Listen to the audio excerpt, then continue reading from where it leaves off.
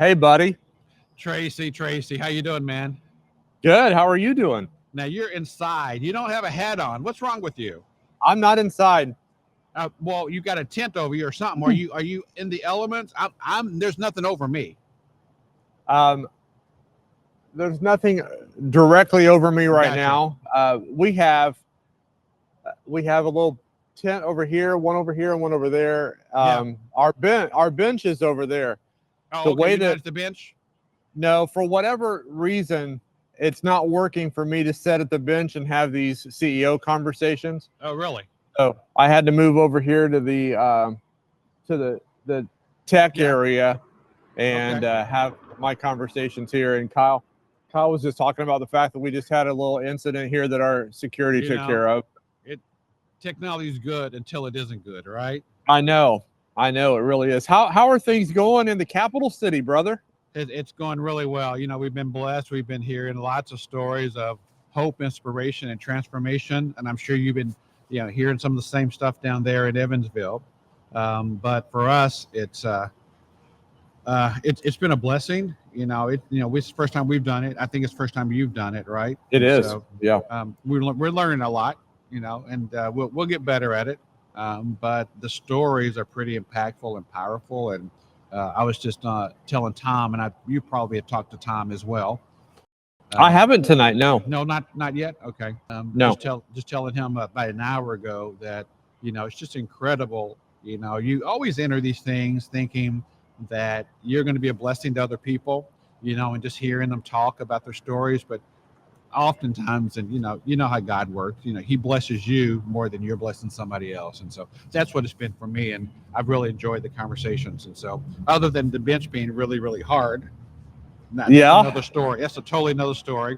But we're doing good down here, or up here. How are you doing down there? I got a bench that I sit on that has a bit of a pad on it, and then we have a beautiful bench right over there that my guests sit on, and it's not terribly uncomfortable either, but Yeah, it's a bench. A bench is a bench. it is. It's not my recliner. No, not at all. But our bench has a history and a story to it, and it's kind of a cool story. What is it? We have a pallet shop, one of our social enterprises. Yes. And they build stuff down there, wood pallets, and we do a lot of wood pallets every year. So we ask them, say, hey, why don't you make a bench for us? And why don't you let the guys make the bench for us? But so they did, and this is it. And I, later when I sat on it after they had done it, and I said, couldn't you put some hydraulic springs or something, some kind of give in this bench? But it looks nice, but it's pretty hard and uncomfortable. So yeah, I had to get up and stretch my legs every once in a while. I'm sure that you do. Where is your bench located at? We're right here outside of our administrative building. We're right here at the corner of New York and Delaware. So Mass Ave is close by? Yeah, Mass Ave is right over here. They just took a corner of my parking lot, and they did this whole big construction thing with tents and lights, and same thing down there, right? Yeah. So we're out right outside the administration building, and I can go in and use the bathroom, and on some of the breaks that we've had, and yeah. I've had to do that quite a bit tonight. I've had to go across the parking lot because I've been trying to drink all this caffeine. Yep. And as a result of that, off I go. Yeah. Oh well, we're not young as we used to be, Tracy. No, sir. And this is one of the areas that it catches up with me on. Yeah. What's been one of your best conversations you've had tonight? Oh, well, early on, I just had some folks walk up, during the daylight hours. And so those have been some good, and a couple of homeless or individuals experiencing homelessness, and even one, a lady who is going through that period of her life. She's now got an apartment, but she went and brought somebody else to come talk to me and sit here on the bench with me. But probably, they've been all powerful. They were probably one of the most powerful ones is I call him our cowboy, and he's an employee, and he went through our program a couple of years ago, just a total life transformation, and where he was before Wheeler and where he is now. And, he's in our program, and he's ministering to other men here at our men's residential center. Tracy, I don't know if you know this or not, but we got about 210, 215 employees. 40% are folks who've gone through our programs. That's awesome. And Chazelle is his name. Chazelle was one of those individuals, and he basically broke down on camera and talking about the phone call from his father after he got clean and after he had really recommitted his life to Christ, and how all the family reunification that comes from that. And so Sure. he is actually breaking down crying, and that just I had to give him a moment on camera, and I was just sitting there talking to the folks who was on our live stream, and because it's what it's all about, and that's pretty impactful. That was probably one of the most impactful things, and all the cadre of people sitting around here, right? They were pretty touched by it as well. Oh, that's so great to hear. I love to hear things like that. And coming up in, I think the next segment at 2 o'clock, I think it's 2 o'clock my time. One of the guys that's going to come out and visit with me, actually the next 3 people who are going to come and visit me with me have all been residents, and now they're on our staff. Yeah, and that's great. I'm so excited to have those conversations, because I've watched these guys and I've seen the transformation. I'm looking over my shoulder because there's a bunch of police officers over here, but Well, your son's a police officer, right? He's one of them. Yeah. And it's great just to have the opportunity to watch these guys, to have a front row seat, to see what is happening in their lives, and to know that this place has played such a big part in their recovery, and now to see them giving back the way that they do, it makes doing what we do so worth it every day. It really does. Yeah. So what's been impactful down there is you've talked to folks, over the last 7, 8, 9 hours. What's been our most impactful for you guys down there? Yeah, I think probably one of the biggest things is we had a time just a little while ago, and actually Kyle and Tori from our staff, they came over and sat, and we just had such a good conversation about the last several years, and how the organization has changed and grown, and the launching of the Center for Women and Children several months ago, and really just reflecting on what has transpired here. I don't know. There were a couple times that it just brought tears to my eyes, thinking about how good God has been to us, and we have great expectations for what's coming in the future. But goodness, when I think, Perry, about how the number of individuals who are experiencing homelessness has grown so dramatically in Evansville. I don't know if you know this or not, but in our wonderful Hoosier state, Evansville has the highest per capita population of homeless individuals. I didn't know that. And I didn't realize that. We do. And it's not a number that we're proud of or that we love, but it's a fact. And we've got to figure out how to help meet the needs that are existing in our community, that just a few very short years ago, that number was much different. And it's just grown exponentially over the years. Yeah. So how's it coming with the new Women and Children's Center? I know there was a big capital campaign for you guys, and it's just such a need down there. And we've had a Women and Children's Center for a while now, and it's just it's been a blessing for us. And I'm sure the demand has grown down there among women and children for the center. Yeah, it has. And so if I dial back ways, one of the big inspirations for us was your Center for Women and Children. Oh yeah. And the number of trips that we made there to have conversations with your team are so many. We were there so many times, and we picked so many brains, Colleen and so many other people, and we tried to learn as much as we can, because honestly, Perry, when we look at you guys as kind of our big brother, and and it's always been that way since I've been here, and I've appreciated that type of relationship that we have with Wheeler. It's such a special relationship. Yeah, it is. And so we learn from you all, the good, the bad, and the ugly. And there were times that your team told us, don't do this. Yeah, we messed up. And we listened to them. And now we can now say to other rescue missions, don't do this. And we're learning that as well. But it's going really, really well. We are at the point right now of half capacity. Okay. And what we're doing is every 45 days, we bring in 20 more residents. Okay. And so by, I think, January or maybe it's February, we will be at full capacity. We have 125 beds in the Center for Women and Children. Right now, we have 29 kids, 31 adults. And when we are at full capacity at 125, I tell you what, it's amazing. We have 100 right now, 100, and I think our director said 115 women on the waiting list right now already. Really? So we could fill it up today, but we're trying to do it the right way and make sure that that we do it in a healthy way.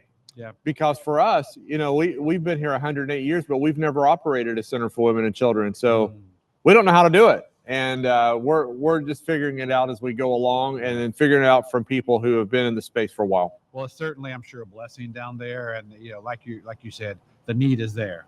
I mean, it's no question that the need is there, but the issue is how do we respond and how we rise to meet the need. And so, but Tracy, we do look at you guys as a sister organization, not necessarily a little sister, a little brother, but an equal to us. And so we just love the relationship that we've had over the years, with Evansville Rescue Mission. And, it's what it's all about. I mean, we're here to help each other. We're not competing. Nobody competes, No. Because there is enough individuals who are experiencing homelessness to go around for everybody. And that's what we tell our brethren here in Indianapolis. And even now that we're discussing, the city has been discussing for a couple of years, having the first ever city shelter. And for us, we're like, bring it on. We would love that.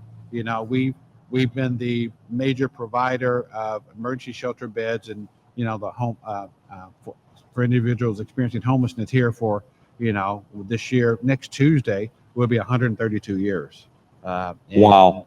Yeah, it's just amazing what God has been doing over 132 years, and it's just such a privilege to be a part of it. And there's just so much out there we can do more, but we also have to look to the future. And I know you and I've had some futuristic conversations. We have had it, and they're exciting. How do we lead the organizations, respective organizations? And what's pretty exciting to me is the more and more I talk to folks like you and I, and around the state of Indiana, even we're all experiencing the same thing. We're all moving in the same direction.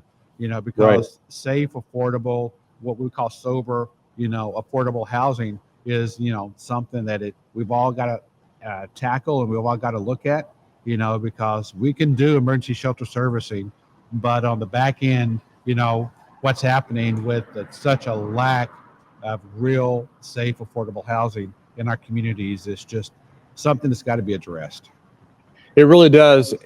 It's moved beyond the want list to we got to do something about it. Have to. We're going to have to do this. Right? Yeah, we do. There's not enough units by a long shot in the city of Evansville. That's one of the things our mayor talks about on a regular basis is our need for affordable housing. We just don't have enough. Yeah, and it's such a big concern. That's the story. Not only in Indiana but across the country. And so we're, and I don't know about you, but our view is it's just not about putting people in units. It's about housing plus, if you will, right? It's all the other stuff that goes around them and surrounds them, and so that we can walk alongside them, walk it out with them, so that they can eventually be self-sufficient.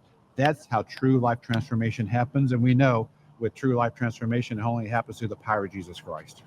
Absolutely. And we can have all the nice programs that we want, and we can have beautiful facilities and all this kind of things. But if, as I said to Jacqueline from over in Pennsylvania, I said, but if people's lives aren't being transformed, it's not worth it, and it doesn't really matter. And so at the heart of it all, it's what's happening in people's lives. And I love hearing the stories that you talk about with people walking up tonight and chatting with you, and knowing that people's lives are being transformed. And before you and I hopped on here earlier, I was talking about the fact I was going to have this conversation with you, and just talking about how proud I am of the work that you and your team do in Indianapolis, and I think that it helps set the pace for our state, for us to all be in that space and working together to see these wonderful things happen. And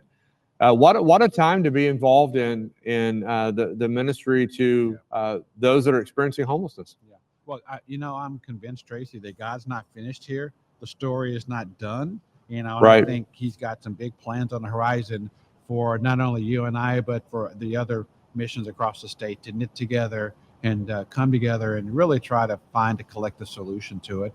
We just don't know what that is yet. And, there's still some time, that we still have to take some time to figure that out, but stay tuned. God is a God of miracles, and he is working behind the scenes all the time.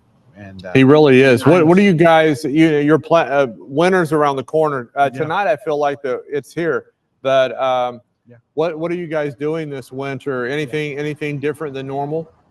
Well, one of the things we did, this is the second winter now. We're going into winter contingency, and so Right. we really about 2 years ago we really went to some folks, and one of our largest funders, and said, hey, we have been the main provider of winter contingency overflow for the past 27 or so years here in Indianapolis, and the growing demand. We can't keep up with the growing demand, and also do our programmatic elements and also our regular emergency shelter servicing.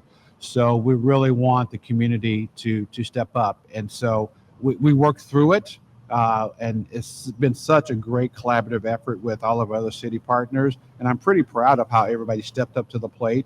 And so as we are, becoming more collaborative from a citywide perspective, what that's doing for us here in Wheeler is allowing us to free up some resources so that we can go deeper and more personal and more relationship oriented. Because if we're going to do what I think God is moving us to do, which is on the housing front, we've got to have those relationships to feed into, and have the program graduates to feed into, that safe, affordable housing on the back end of it. So that's that's some of our vision. But in terms of winter contingency, we're actually changing.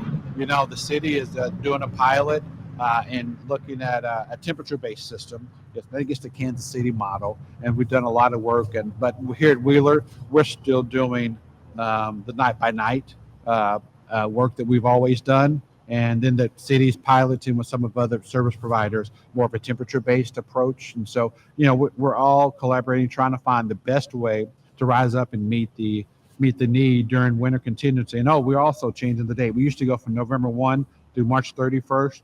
Now we're doing December 1st through March 31st. And so, which really is where most of the demand is anyway.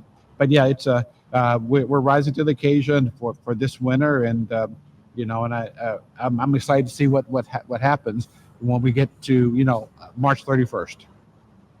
Will you have winter contingency every night during that time frame, or is it based on the temperature in the air or wind chill? Yeah, so at Wheeler, in our facilities, we will have it every night. Okay. But there's some other providers that, for overflow, we will look at doing it as a temperature-based kind of thing. And that's probably going to play more in effect for our families, because we're pretty maxed out from a family standpoint. We've got 30 family units that we're using. That's about 120 women and children. But we're looking at the temperature based for the other providers. And so it's a pilot, you know, and we're going to see how it works. Yeah, Yeah, that's interesting. What are you guys doing down there?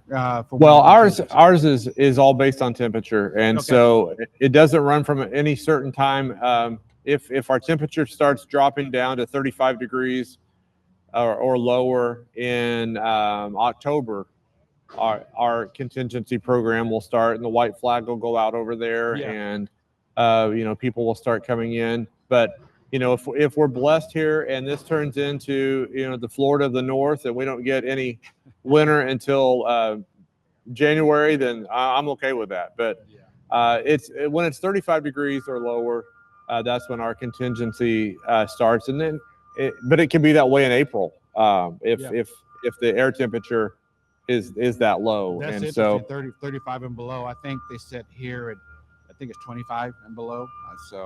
I think, you know, I haven't been as close to it as Colleen and some of the other folks have. Yeah. Thanks, Jamie. And but 35 is I know it's not 35. So yeah, ours is 35.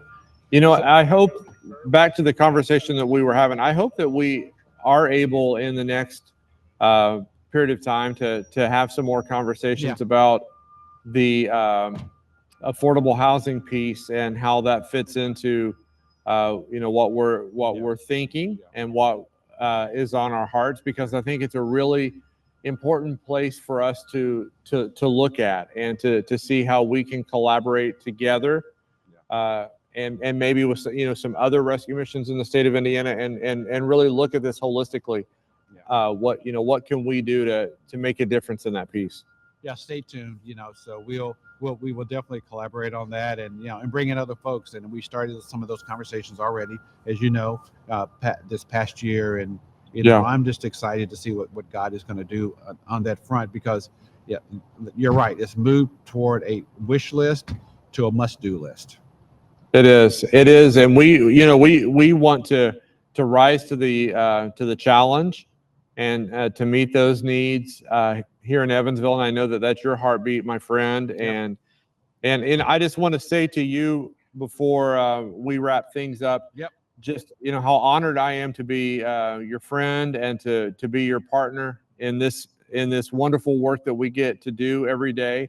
I'm so glad that we're both a part of the great Citygate network, and that, you know, it's not just what's happening here in Evansville, not just what's happening in Indianapolis. Those are near and dear to our hearts.